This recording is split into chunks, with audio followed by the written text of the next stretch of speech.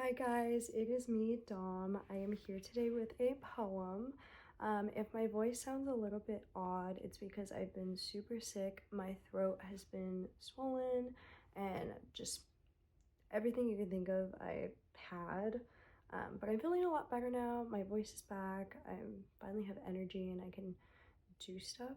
So yeah, today I'm gonna be doing a poem from the one and only Lana Del Rey.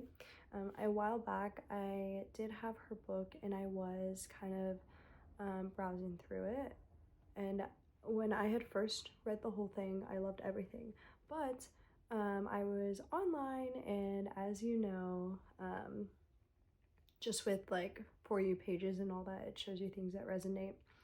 And I came across this one and I was like, wow, I don't remember this and I love it. So I'm gonna go ahead and read it to y'all because personally I can relate, especially it being February and just kind of feeling interesting. I don't know, I can't explain it. Like I'm very happy and content where I am and the people that I'm surrounded by, but at the same time, like the hopeless romantic in me, or like the yearning in me, is like, oh, I just want this, like, story tell kind of thing. So yeah, this one is titled My Bedroom is a Sacred Place Now. There are children at the foot of my bed.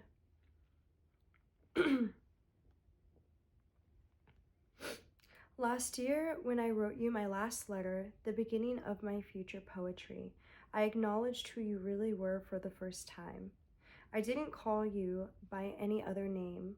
I let you know that I knew the true nature of your heart, that it was evil, and that it convinced me that darkness was real, and that the devil is a real devil, and that monsters don't always know that they're monsters.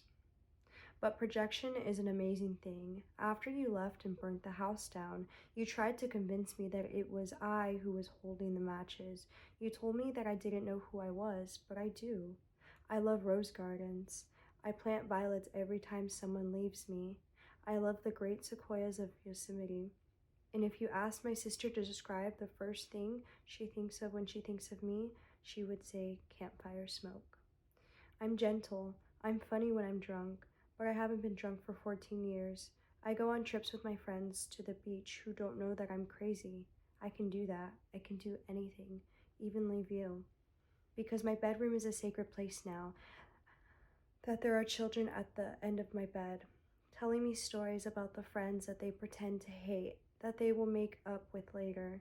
And there are fresh cut flowers that I grew myself in vases from the yard on nightstands, hand carved by old pals from Big Sur. And the longer I stay here, the more I am sure. But the more I step into becoming a poet, the less I will fall into being with you.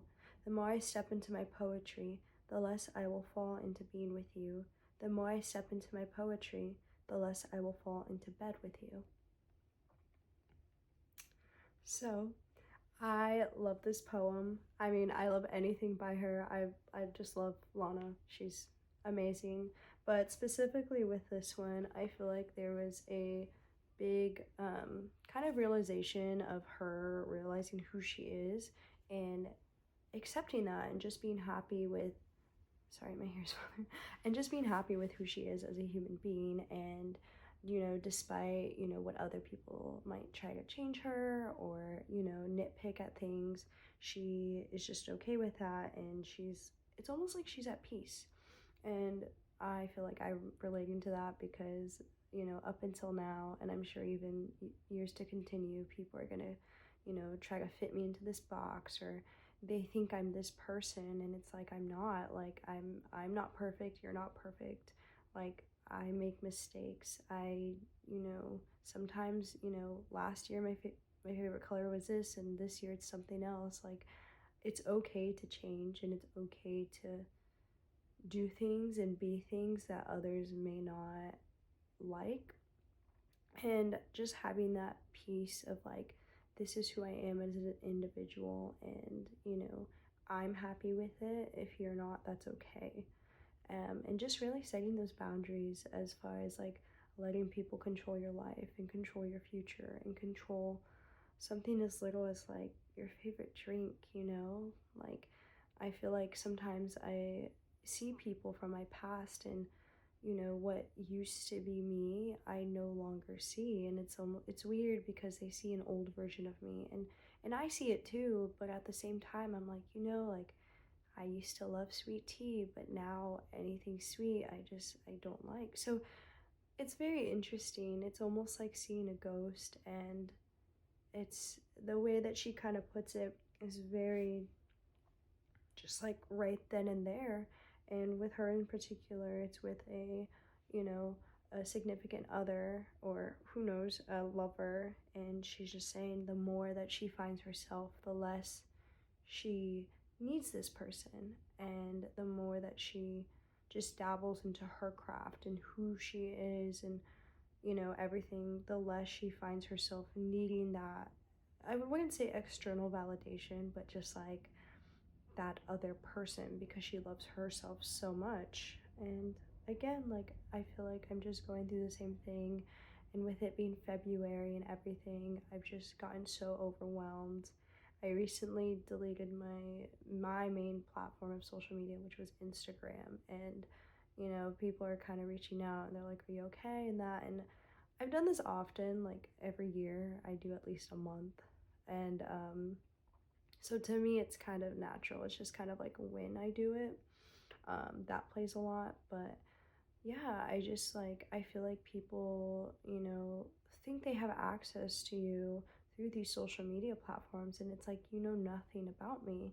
Like you think you know things. Like I put out there what I want people to see, but it's like at the end of the day, like those are just bits and pieces. Like that's not who I am. And I'm sure y'all have met people online, or people that you knew online, and then you meet them in person and they're like not what you were expecting. So it's just one of those things, and I'm super happy to be on this just kind of like cleanse and journey. And just after being sick, like I was just like, man, like I just want to focus on my health and just little things, and being consistent on here.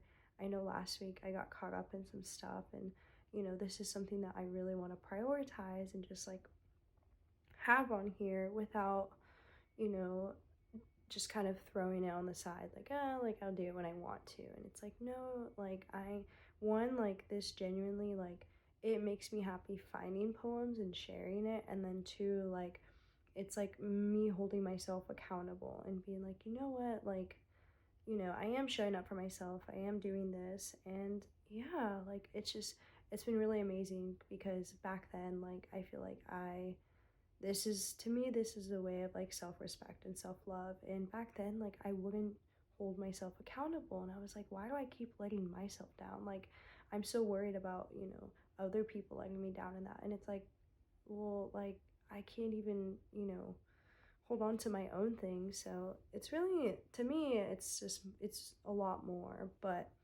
I hope that y'all enjoy watching or just listening. And yeah, um I might read a couple more from her, just because I love her poems so much. They're just so easy to digest. I feel like it's obviously from a very um, prominent female gaze.